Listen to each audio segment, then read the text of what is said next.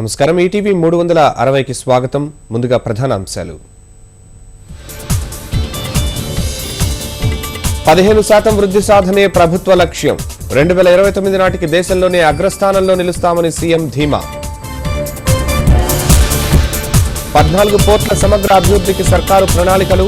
జల రవాణాతో ఆదాయ సముపార్జనకు యత్నాలు.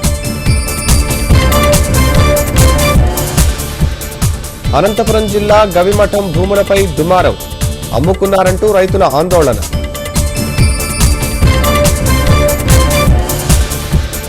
చిత్తూరు మేయర్ దంపతుల హత్య కేసు దర్యాప్తు ముమ్మరం.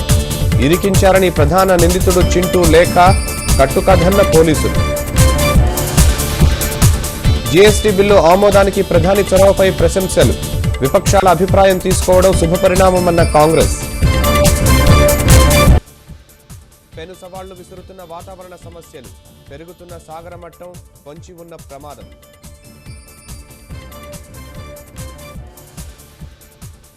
విజ్ఞానం వినోదం పంచిన డేట్ సి. అబ్బురపరిచిన నౌకాదళ విన్యాసాలు.